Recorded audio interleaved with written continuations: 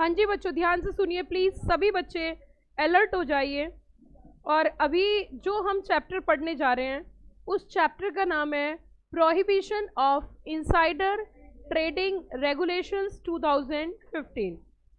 अब सबसे पहला मुद्दा ये उठता है बच्चों, जब भी कभी हम बात करते हैं SEBI prohibition of insider trading regulation 2015 की, तो इसमें जो सेबी की कहानी है वो मैं बहुत साफ कर चुकी हूँ कि सेबी जो है रेगुलेटरी बॉडी है सिक्योरिटीज मार्केट को रेगुलेट करने के लिए। जानते होंगे ना आप, सेबी की अगर हम बात करें, सेबी रेगुलेटरी बॉडी है क्या करने के लिए?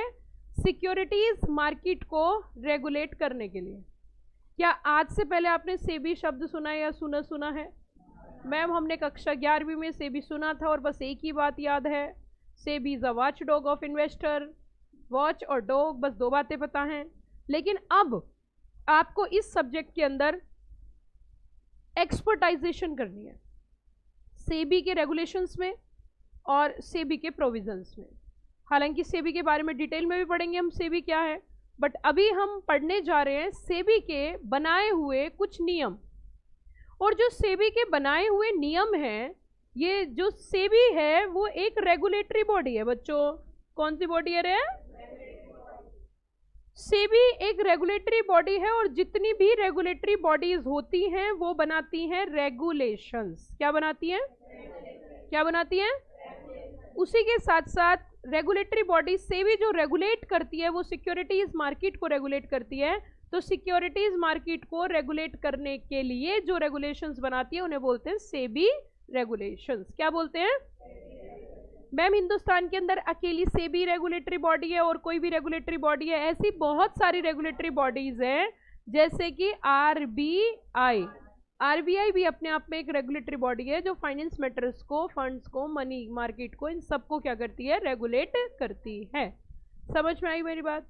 इंश्योरेंस को रेगुलेट करने के लिए भी बॉडी बनाई गई है IRDAI, जिसका काम है इंश्योरेंस सेक्टर को रेगुलेट करना। ट्राई भी रेगुलेटरी बॉडी है जो कि टेलीकॉम सेक्टर को रेगुलेट करती है। इसी तरीके से sector wise sector regulatory bodies का गठन किया जाता है। Got the point?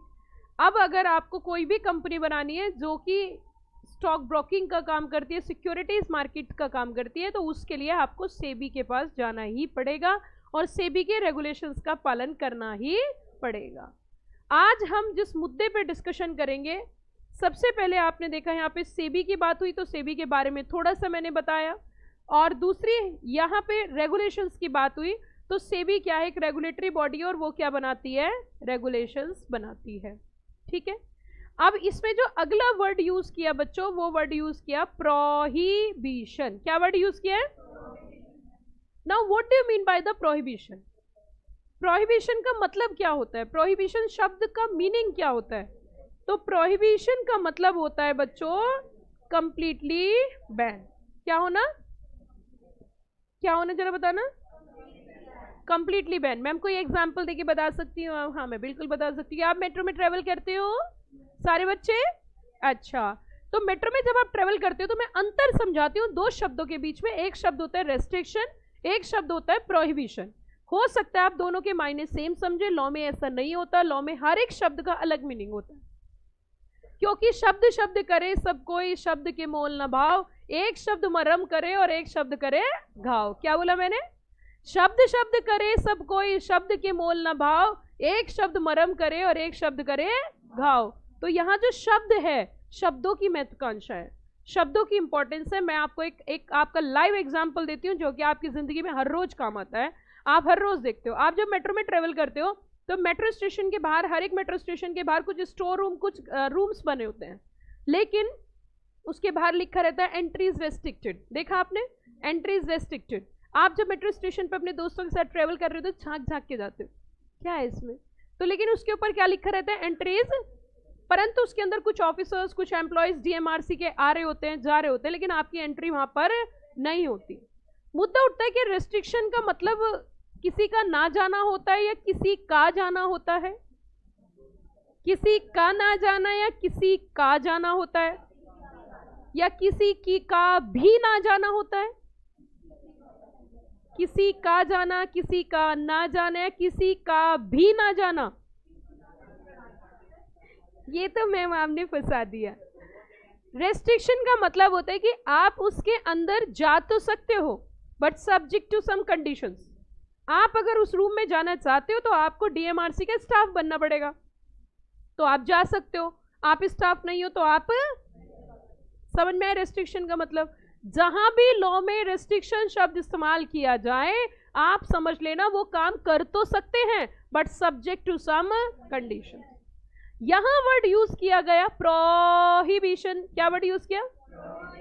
इसका मतलब होता है कंप्लीटली बैन। मैम एक अच्छा सा एग्जांपल दीजिए ना प्लीज। ओके, जब आप मेट्रो में ट्रेवल करते हैं तो उसपे ऊपर लिखा रहता है spitting is prohibited, spitting is prohibited otherwise penalise of ₹1500 whatever be 200 only. Okay, so it means spitting करना 200 रुपए का पेनल्टी जुर्माना देना होगा। अब एक बच्चा बोलता है मैम मैंने कहा बेटा इसका क्या मतलब? मैम इसका मतलब है हम स्पीच कर तो सकते हैं लेकिन सब्जेक्ट टू सम कंडीशंस, है ना? बताए ना क्या स्पीच कर सकते हैं? The word is use prohibition. So I think so concept is very clear कि यहां पर वर्ड क्या यूज किया, जल्दी बताओ फटाफट से। Prohibition, it means completely ban किया गया है। और आपके घर में जब आपकी मम्मी बोलती है ये काम नहीं करना, बिल्कुल भी नहीं, मम्मी कर ले, नहीं, फिर बोलता कर लो मम्मी, नहीं करना नहीं है, और उसके बावजूद आप कर देते हो तो क्या होता है जरा बताना, जल्दी बताइए क्या होता है? मानने वाले तो आप भी नहीं हो और मानने वाली आपकी मदर भी नहीं है, तो क्या होता है? हाँ क्या होता है बताना जरा। हाँ जो भी होता है आपके साथ वो आप जानते हो कितना बुरा बुरा होता है आपके साथ। इट मीन्स यही, यहाँ पे सुनिए जरा, यहाँ पे सुनिए सेवी क्या कह रही है जरा बताना। सेवी क्या कह रही है? हाँ सेवी कह रही है prohibition of insider trading. Please ध्यान दीजिए, सेवी बोल रही है प्रोहिबिशन ऑफ इनसाइडर ट्रेडिंग, मतलब कंप्लीटली बैन इनसाइडर ट्रेडिंग। और अगर उसके बावजूद भी कोई करे तो क्या होगा? सेवी पता है क्या बोलती है? हाँ बताइए, आग लगा देंगे। वो लड़की बोलती है आग लगा देंगे, किसी और से मत बोलना, वैसे ही आप बहुत छोटे से हो, है ना? तो इट मीन्स मेट्रो में, अब लड़की ने मैम की बात सुन ली, बेटा मैं मेट्रो से जाती हूँ, मैं अपने पर्सनल व्हीकल से जाती हूँ, तो मैं कुछ भी बोल दूँ कोई फर्क नहीं पड़ता। लड़की राजीव चौक बोल के जाके पहुंचती है, भीड़ थी आग लगा दूंगी अंदर एंट्री लेती है, मैम की क्लास लेके आई, आग लगा दूंगी। अब सब उसे घूर घूर के देख रहे हैं, ये खुद ही एक माचिस की तिल्ली क्या आग लगाएगी तो इट मीन्स कहीं ना कहीं सुनिए ध्यान से, तो यहाँ पे सेबी ने एकदम कंप्लीटली बैन बोला है, बोले completely ban, prohibition of insider trading. ठीक है, अभी आपको नहीं जानकारी है इनसाइडर ट्रेडिंग क्या है, लेकिन मैं आपको बताना चाहती हूँ, सेबी ने बोला कंप्लीटली बैन है। इसके बावजूद भी अगर कोई इनसाइडर ट्रेडिंग करेगा तो अब तो जेल में जाना पड़ेगा, जेल की रोटी खानी पड़ेगी और जेल का पानी पीना पड़ेगा। अब हमें जो बारीक पहलू को समझना है वो है इनसाइडर ट्रेडिंग। क्या है बच्चों? क्या है वो जरा बताना। अगले 15-20 मिनट तक शांत बैठे रहना और इनसाइडर ट्रेडिंग के मायने समझना। मुद्दा उठता है कि अगर कोई भी इन्वेस्टर होता है और मार्केट को पैसे देता है, मार्केट में जब पैसे लगाता है तो उसकी पूरी आशा और उम्मीद होती है कि उसके पैसे 1 रुपए के बदले 2 आएंगे, और उसी उम्मीद की वजह से वो कंपनी को फंड्स देता है, उसी उम्मीद से वो मार्केट में पैसा इन्वेस्ट करता है। लेकिन उसी के साथ जब उस इन्वेस्टर के साथ कुछ गलत होता है, उस इन्वेस्टर के साथ चीटिंग होती है, उस इन्वेस्टर के साथ फ्रॉड होता है, तो उसका दिल टूट जाता है।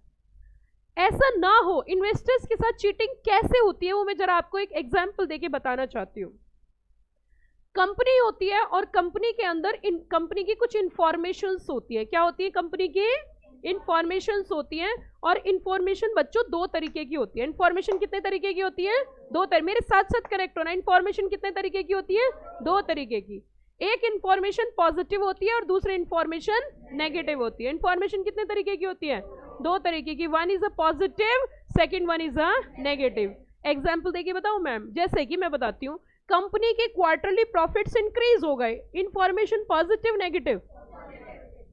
Positive negative. और अगर कंपनी के क्वार्टरली रिजल्ट्स जो है, फाइनेंशियल रिजल्ट्स डाउन हो गए, लेस हो गए, कम हो गए, positive negative? It means information में भी पॉजिटिव, इंफॉर्मेशन में भी। कुछ इंफॉर्मेशन ऐसी होती है जिन इंफॉर्मेशन की वजह से कंपनी की सिक्योरिटीज या कंपनी के शेयर्स पे इंपैक्ट पड़ता है।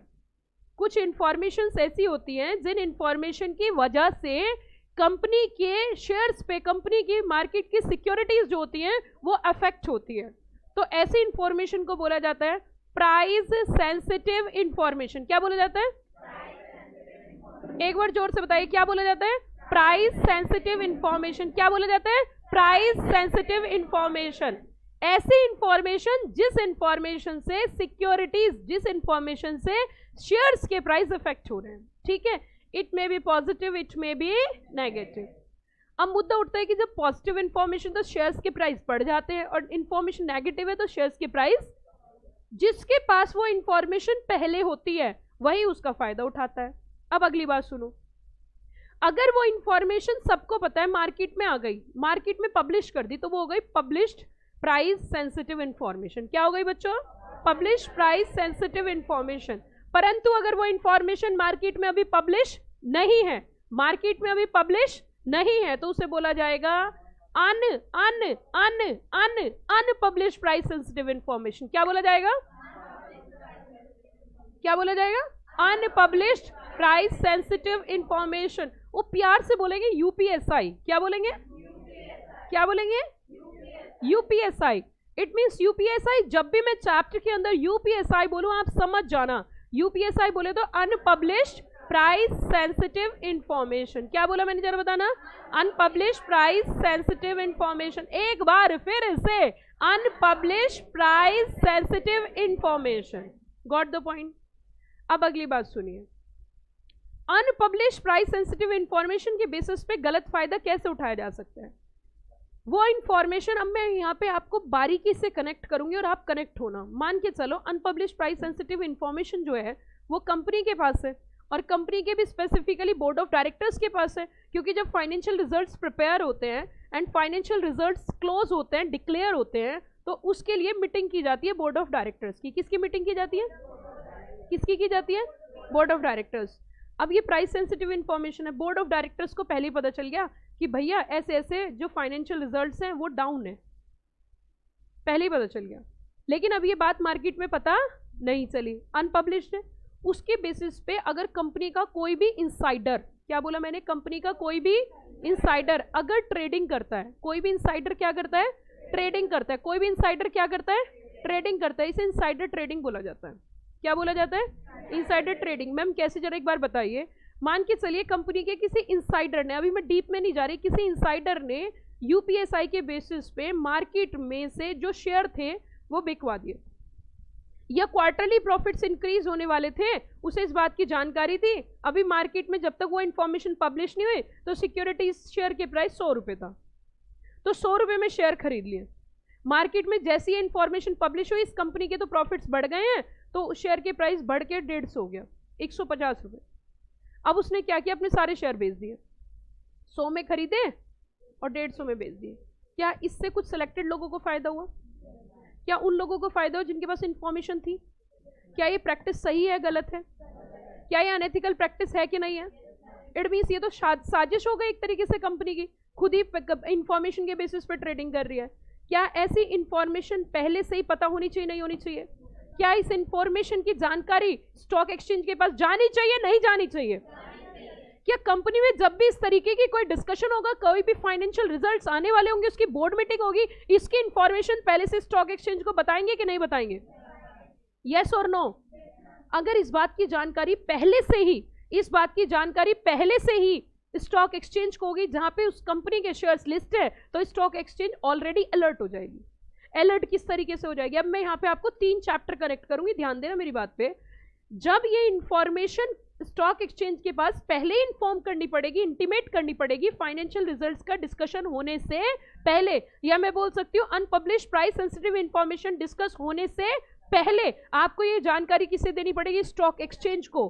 तो स्टॉक एक्सचेंज क्या करेगी? इससे एक अर्ली मूवर एडवांटेज लेगी, और उसे अगर नजर आएगा कि यहाँ पे जो ट्रेडिंग हो रही है दिस एक्स लिमिटेड की एबनॉर्मल ट्रेडिंग है, एबनॉर्मल ट्रेडिंग है, तो सेबी को अगर इस बात की जानकारी है भी, लेकिन सेबी के हाथ में अगर कोई पावर नहीं है, तो वो इनसाइडर ट्रेडिंग को होने से रोक नहीं सकता। Are you got the point? अब बैक से चलते हैं।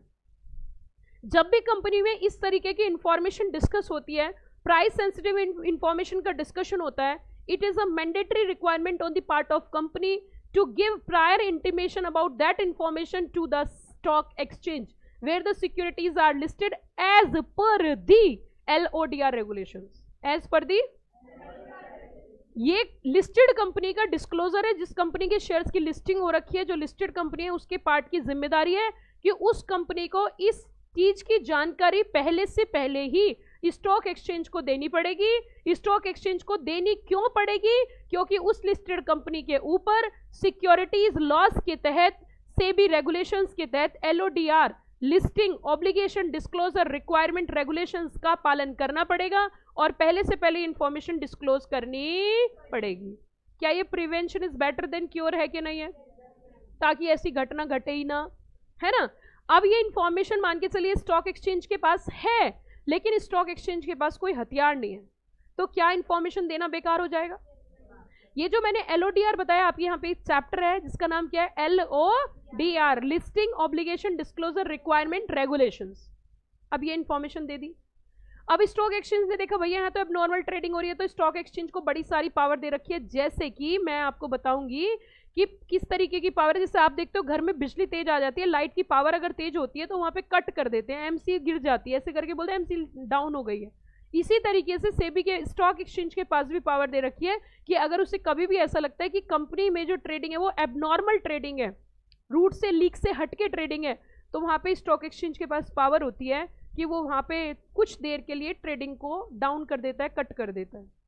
ठीक है, कट कर देते हैं वहां पे। ये सारी चीजें हम पढ़ेंगे जब मैं आपको second portion, second part 30 marks का पढ़ाऊंगी, उसके अंदर ये सारी चीजें मैं आपको बताऊंगी, सर्विलेंस से लेके और सारी पावर्स जो सेबी ने स्टॉक एक्सचेंज को दे रखी है कि अगर ऐसी स्थिति बनती है तो आप क्या क्या एक्शन ले सकते हैं। समझ में आई मेरी बात? अब दूसरी चीज सुनिए, मान के चलिए बेशरम लोग हैं, बेशरम है, सारी कहानी होने के बाद भी कंपनी के अंदर इनसाइडर ट्रेडिंग हुई, और इनसाइडर ट्रेडिंग के लिए सेबी ने पहले मना किया था कि कर मत देना, उन्होंने कहा जी ठीक है, और फिर भी इनसाइडर ट्रेडिंग होगी, तो फिर इनसाइडर ट्रेडिंग रेगुलेशंस के तहत उनके अगेंस्ट एक्शन लिया जाएगा, उनके ऊपर पेनल्टी इंपोज होगी, उनको जेल में डाला जाएगा, उनको इस मार्केट से डिबार किया जाएगा, क्योंकि ऐसा होना इसलिए जरूरी है ताकि एक बड़ा पनिशमेंट अगर उसको मिलेगा, एक बड़ा पनिशमेंट इनसाइडर ट्रेडिंग पे करने से मिलेगा, तो इस चीज का मैसेज पब्लिक एट लार्ज को जाएगा, और पब्लिक एट लार्ज को जाएगा तो पब्लिक एट लार्ज में पहले से जानकारी होगी कि अगर मैंने इनसाइडर ट्रेडिंग करी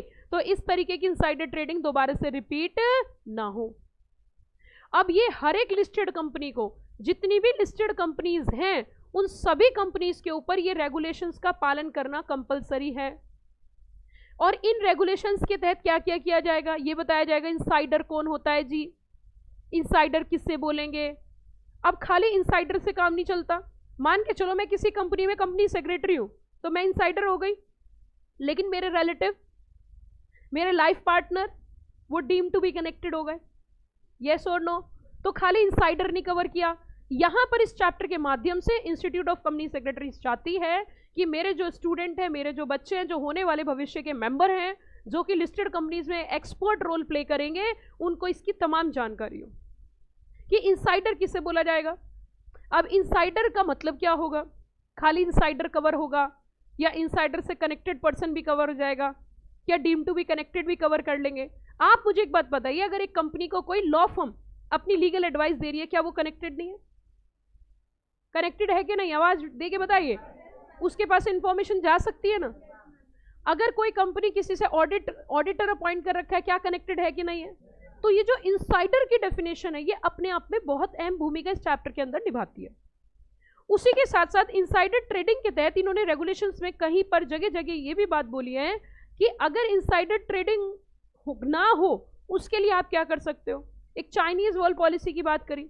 चाइनीज वॉल पॉलिसी क्या कि भैया जो इंफॉर्मेशन है उसके बीच में एक दीवार होनी चाहिए कि उसके पार जाके इंफॉर्मेशन कभी लीक ही ना हो, क्योंकि कंपनी में तो कई तरीके के मैनेजमेंट होते हैं। कंपनी में एक टॉप मैनेजमेंट होता है, एक लोअर मैनेजमेंट होता है, एक मिडिल मैनेजमेंट होता है ना, आपने पढ़े होंगे ना, देखा होगा ना, सुपरवाइजरी लेवल होते हैं, मैनेजर्स होते हैं, CFO CO। इस तरीके से एक वॉल पॉलिसी होती है कि इंफॉर्मेशन इस तरफ से उस तरफ जानी ही नहीं चाहिए। इन रेगुलेशंस का जो पूरा का पूरा ऑब्जेक्टिव है वो है किसी भी तरीके से इनसाइडर ट्रेडिंग ना हो, और अगर इनसाइडर ट्रेडिंग हो जाए तो उन्हें तमीज सिखाना, उनके अगेंस्ट एक्शन लेना, उनके अगेंस्ट पेनल्टी इंपोज करना, ये सारी चीजें। और इन रेगुलेशंस को पालन करवाने में एक अहम भूमिका, एक अहम योगदान निभाता है कंपनी सेक्रेटरी, और इसी वजह से आपको यहाँ पे डीप में इतना पढ़ाया जाता है। अगर मैं चैप्टर की बात करूँ तो चैप्टर में जो आपके रिसेंट चेंजेस हैं इनसाइडर ट्रेडिंग के अंदर, जो आपके अटेम्प्ट के लिए जो बेसिकली कुछ चेंजेस हैं वो भी मैं डिस्कस करूंगी अटेम्प्ट वाइज। मैं सबसे पहली चीज इसी पे फोकस करती हूँ कि जो बच्चों का सीएस में आप सभी बच्चे जानते हो कि बहुत सारे क्या हो जाते हैं, अमेंडमेंट्स हो जाते हैं, तो मेरी पहली कोशिश है बच्चों को कॉन्सेप्ट के साथ अपडेटेड प्रोविजंस बताना। तो जो आपके बैच के लिए अमेंडमेंट्स हैं वो भी मैं आपके साथ यहीं पर डिस्कस करूंगी, क्या चेंजेस हैं, किस तरीके के चेंजेस आपके यहाँ पे आए हुए हैं, या क्या चेंजेस आपके यहाँ पे आ सकते हैं।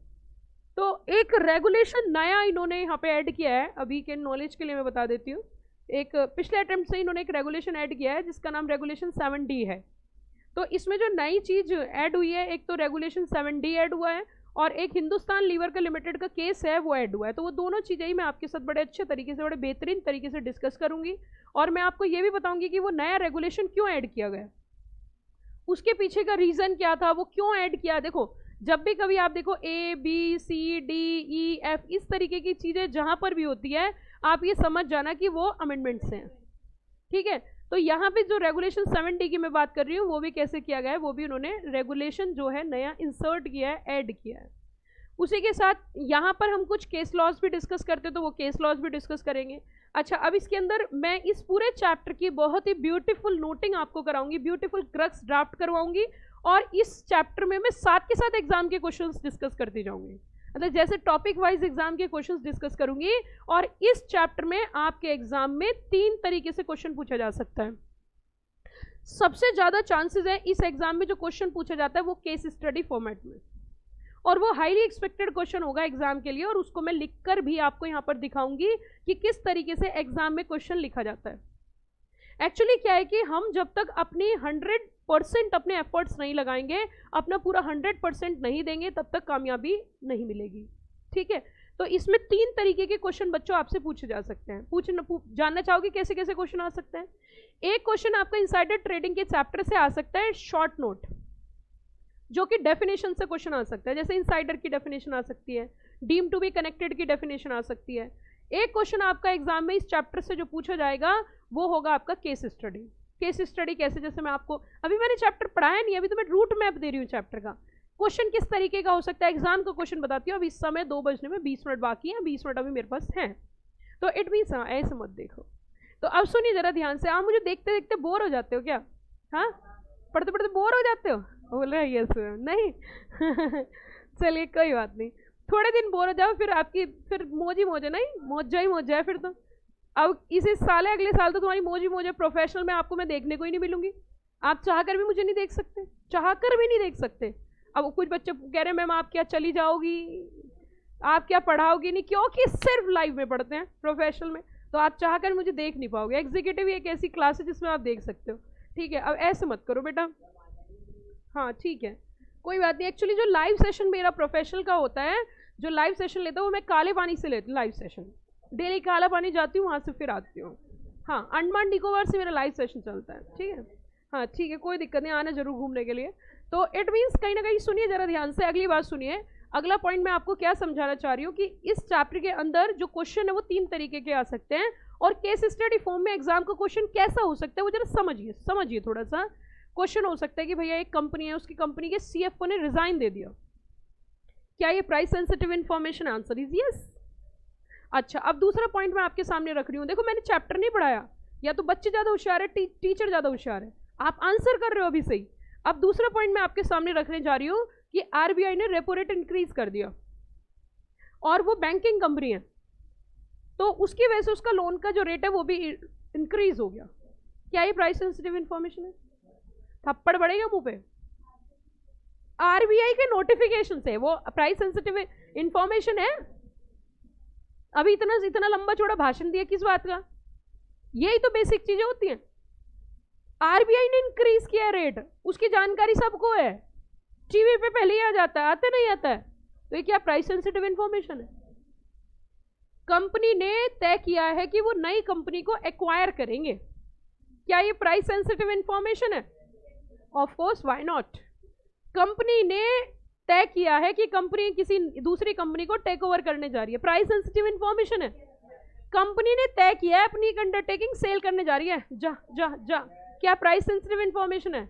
ऐसे ऐसे तो क्वेश्चन आते हैं, बताओ, हमारी क्लास के बच्चे बिना पढ़े ही कर देंगे, ऐसे ऐसे क्वेश्चन आते हैं छोटे छोटे से।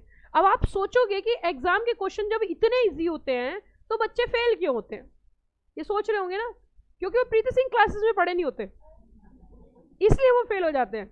उनके लॉजिक क्लियर नहीं होते, उनके बेसिक्स क्लियर नहीं होते, वो पढ़ते जाते हैं, वो बस सीधा स्टार्ट। सेट माइंड को, माइंड सेट अच्छा करना है, बहुत ईजी है। इवन बच्चे तो आईएएस भी बनते हैं, आईएएस भी बनना बहुत आसान है। चीजें समझ में आना चाहिए, चीजों का कॉन्सेप्ट क्लियर होना चाहिए। क्या आपको इनसाइडर ट्रेडिंग रेगुलेशंस का लॉजिक समझ में आया, क्या है, कनेक्टिविटी समझ में आई? तो अब देखिए इस चैप्टर के अंदर ये तो कुछ हिस्ट्री की बात करेंगे। अब देखिए जरा ध्यान दीजिए, रिकमेंडेशंस ऑफ कमेटी होगी, definition of price sensitive information, इसके अंदर ये देखिए अब क्या पढ़ना है, कनेक्टेड पर्सन। अच्छा बताओ कनेक्टेड पर्सन क्यों पढ़ रहे हैं हम, क्यों पढ़ रहे हैं? कि पकड़ना है, पकड़ना है ना। अगर इनसाइडर ट्रेडिंग हो जाए तो ये पता होना चाहिए कनेक्टेड पर्सन कौन होता है, चाहे वो डायरेक्टली कनेक्टेड है या फिर इनडायरेक्टली। अच्छा फिर इसमें पर्सन डीम्ड टू भी मान लिया जाएगा कनेक्टेड पर्सन, वो पढ़ना है। उसी के साथ साथ डीम्ड टू बी कनेक्टेड पढ़ने के बाद फिर हमें पढ़नी है यूपीएसआई। ये क्या होता है मैम? आप जानते हैं यूपीएसआई क्या होता है? क्या होता है? क्या? कान की मशीन सही कर लो। अच्छा, अनपब्लिश प्राइस सेंसिटिव इंफॉर्मेशन, जिसे शॉर्टकट में हम क्या बोलते हैं, यूपी। अच्छा क्या बच्चों आपको ये सब्जेक्ट टफ लग रहा है? ये स्कोरिंग पेपर है, मैं पहले ही बताती आ रही हूँ बार, बस एग्जाम के क्वेश्चन कर लेना, स्कोरिंग है, 60+ मार्क्स आराम से आ जाते हैं। ईबीसीएल जो इसका 7 वाला पेपर है, वो पेपर तो आसान है लेकिन उसमें इतने चैप्टर दे रखे हैं बहुत ज्यादा, इधर का उधर का, यहाँ का वहाँ का, बिजनेस लॉ, फलाना लॉ, ढिकाना law, property law, criminal law, anti competitive law, और रुको अभी फेमा लॉज, कॉम्पिटिशन लॉ। वहां पे उन्होंने बिल्कुल शक्तिमान बना दिया बच्चों को, ऐसा कोई कानून नहीं जो छोड़ा ना हो। ये चीज मुझे भी थोड़ी अच्छी नहीं लगी, मैं भी आईसीएसआई से ही बोलना चाहूंगी, बच्चे हैं, बच्चों की तरह, बच्चों की जान लोगे क्या? बिजनेस लॉ भी डाल दिया है उसमें प्रॉपर्टी लॉज भी है, उसमें एंटी मनी लॉन्ड्रिंग वगैरह भी है, उसके अंदर आपका जो है एसेंशियल, देखो एक्ट देखिए कौन कौन से, आरबीआई की पूरी एक स्लैब है, चलो मुझे अच्छा लगा कि वो 40 मार्क्स में सेट है, कोई दिक्कत नहीं है। एक पोर्शन इसमें कंपटीशन लॉ का, वो मुझे बड़ा अच्छा लगा, उसमें वो बच्चों को जीवन दान देता है, वो जीवन दान देता है। लेकिन ये जो लास्ट वाला पोर्शन है 35 मार्क्स का, ये बच्चों की जान लेता है। जो कंपटीशन लॉ का पोर्शन है 25 नंबर का, वो बच्चों को जीवन, और जो 35 नंबर का बच्चों की जान ले लेता है। क्यों जान ले लेता है? चैप्टर सुनिए कितने हैं, इसेंशियल कमोडिटीज एक्ट है, लीगल मेट्रोलॉजी है, कंज्यूमर प्रोटेक्शन एक्ट है, उसी के साथ साथ प्रिवेंशन ऑफ मनी लॉन्ड्रिंग है, बेनामी ट्रांजैक्शन है, उसी के साथ सेल्स ऑफ गुड्स एक्ट है, पार्टनरशिप एक्ट है, स्पेसिफिक रिलीफ है, इंडियन कॉन्ट्रैक्ट एक्ट है, और उसी के साथ और कोई 1-2 चैप्टर भी और, नेगोशिएबल इंस्ट्रूमेंट एक्ट है, अभी और भी कोई ना कोई रह गया, हाँ, लीगल मेट्रोलॉजी एक्ट है। बस इतने से चैप्टर्स और है 35 नंबर में, बस इतने से चैप्टर 35 नंबर में, हाँ, तो बस इतने से चैप्टर है। तो वहां पर मेरी थोड़ी सी आईसीएसआई से रिक्वेस्ट है कि प्लीज सिलेबस थोड़ा कम करें। यस, 40 मार्क्स का आरबीआई है। चलिए अब please please please please please वापस आओ। तो अब हमें प्लीज नोट, मेरी बात सुनो मैम, मैं हूं ना, पैसे उसको दिए क्या, मेरे को दिए ना, तो इधर सुनो। तो यूपीएसआई, अब देखो यूपीएसआई में इन्होंने बताया ही क्या है, पहले से हमें पता है भैया, ऐसी कोई भी इंफॉर्मेशन जिससे सिक्योरिटीज के प्राइस अप और डाउन हो रहे हो, मटीरियली अफेक्ट कर रहे हो। अच्छा जी, जैसे कि डिविडेंड डिक्लेयर करना, मर्जर होना, और चेंज इन केएमपी मतलब सीएफओ, सीईओ, डब्ल्यूटीडी, एमडी वगैरह कोई जा रहा है तो वो क्या है, चेंज इन केएमपी। अच्छा, मटेरियल इवेंट्स होना, आ गया है compliance officer. What do you mean by the compliance officer? CS की जिम्मेदारी क्या क्या है वो देखनी है। Financially and all that. आगे देखिए, कुछ बातें ध्यान रखनी है कम्युनिकेशन को लेके, कि कम्युनिकेशन जो यूपीएसआई होगी उसका कम्युनिकेशन किस तरीके से किया जाएगा, वो सारी बातें यहाँ पे बताई गई हैं। उसी के साथ साथ आगे आप देखोगे ट्रेडिंग प्लान्स। अच्छा ये बताइए, एक्चुअली हमारा प्लान है कि हम बैच खत्म करने के बाद स्विट्जरलैंड घूमने जाएंगे। आपका प्लान है, मतलब ये प्लान फ्यूचर का है ना? जो आप सब बच्चों ने प्लान किया कि आफ्टर कंप्लीशन ऑफ बैच हम प्लान कर रहे हैं, कुछ बच्चे फ्रांस जाएंगे, कुछ जापान जाएंगे, कुछ स्विट्जरलैंड जाएंगे और हम जाएंगे कनॉट प्लेस। ठीक है, सुनिए ध्यान से। पैसे नहीं है यार, बिना पैसों के थोड़ी ना वहाँ जाया जाता है। आपके पास तो बहुत पैसा है। सुनिए, ध्यान दीजिए, इधर आइए वापस। ये मैंने जो वर्ड बोला, ये प्लान बोला, इट मीन्स ये आज के लिए, भविष्य के लिए है। प्लानिंग प्रेजेंट के लिए होती है, फ्यूचर के लिए। और इधर ट्रेडिंग प्लान बना रहे हैं। ट्रेडिंग प्लान क्या मतलब, समझ रहे हो आप इसके? फ्यूचर में कुछ ट्रेडिंग करना चाहते हैं। अच्छा अच्छा अच्छा भाई साहब, तुम्हारी कोई प्लानिंग है ना, तो पहले से स्टॉक एक्सचेंज को बता दो कि हम इस दौरान ये वाली ट्रेडिंग करेंगे। आपका ट्रेडिंग प्लान पहले से ही अप्रूव होकर सबमिट होना चाहिए। जब पहले से ही प्लान अप्रूव होकर सबमिट होगा तो ये बात तय होगी कि यहाँ पे इनसाइडर ट्रेडिंग तो हो नहीं सकती, क्योंकि उसने तो इस बात की जानकारी पहले ही दे दी। अच्छा ये बताइए, ट्रेडिंग प्लान कब कब नहीं होना चाहिए? आसपास किसके नहीं होना चाहिए? जब तुम्हारे फाइनेंशियल रिजल्ट डिक्लेयर होंगे ना, उसके आसपास तुम्हारा कोई ट्रेडिंग प्लान नहीं होना चाहिए। क्यों? क्यों बताओ? क्योंकि उस समय तो हमेशा इंफॉर्मेशन अफेक्ट होगी, या तो प्रॉफिट होंगे या लॉसेज होंगे, तो उस दौरान ट्रेडिंग प्लान भी काम। अच्छा ऐसा कहीं लिखा हुआ है क्या? यस, ये देखिए ये लिखा हुआ है। ट्रेडिंग प्लान का करना क्या है? Approval will also disclose to किसको? अच्छा अच्छा, कितने दिन पहले जमा कर देना? अच्छा अच्छा, ओवरलैपिंग चलेगी क्या? अच्छा अच्छा अच्छा, ओके। उसी के साथ साथ अब आगे देखना, जरा आगे देखना, कुछ और भी बातें बोली है। एक बार प्लान अप्रूव हो गया वापस नहीं हो सकता, ठीक है जी, कोई दिक्कत नहीं है। और कुछ और बात इन्होंने बोली है, चालाकी नहीं करने का। चालाकी नहीं, चालाकी नहीं क्या मतलब? चालाकी नहीं मतलब क्या? नो चालाकी प्लीज। पढ़ना जरा क्या कहता है। नो चालाकी प्लीज। पहली बात, मैं चैप्टर पढ़ा नहीं, रूट मैप दे रही हूँ, पढ़ाऊंगी नेक्स्ट क्लास में। Trading can only commence only after 6 months from public disclosure of plan. No, हाँ, no trading between, ना ही होनी चाहिए किसके बीच में? 20 days prior to closure of financial period and second trading day after disclosure of। इस दौरान तो मना ही कर दिया है, काहे को चढ़ा बनने का। नहीं, कोई ट्रेडिंग नहीं होगी इधर। क्यों? क्योंकि ऑब्वियस सी बात है, जब फाइनेंशियल रिजल्ट्स डिस्क्लोज होते हैं तो 100% सिक्योरिटीज के प्राइस इंपैक्ट होते हैं, क्योंकि या तो प्रॉफिट होंगे या फिर लॉसेस होंगे। क्या चैप्टर टफ लग रहा है? एकदम हलवा है। हलवा मतलब इजी। ओके, उसके बाद आगे देखिए, disclosure of trading by insiders, disclose करने की बात बोली है। Disclosure of interest by certain persons, कुछ पहले कुछ कॉन्टिन्यूस बेसिस पे डिस्क्लोजर्स होंगे, ये डिस्क्लोजर्स वगैरह में सब आ जाएंगे। और बस बच्चों, बस थोड़ा सा और चैप्टर, उसके बाद कुछ नॉर्मल प्रोविजंस हैं। नॉर्मल प्रोविजंस के बाद फिर सीधा कंडक्ट है, बोर्ड ऑफ कंडक्ट, ये सब मैं पूरा क्रक्स नोटिंग में आपको मेंटेन करवाऊंगी। ठीक है, समझ में आ गया? तो अगली क्लास से हम लोग नोटिंग। और हाँ देखो, ये पेनल्टी है लास्ट में, पेनल्टी ज्यादा, ज्यादा नहीं है पेनल्टी, पेनल्टी बहुत ज्यादा पेनल्टी नहीं है बच्चों, नोट लेस देन, ज्यादा पेनल्टी है ही नहीं, ज्यादा पेनल्टी नहीं है, ज्यादा घबराने की जरूरत नहीं। नोट लेस देन कम से कम 10 लाख, ज्यादा 25 करोड़ रुपए हो सकते हैं, या फिर 3 गुना जो भी आपने प्रॉफिट लिया।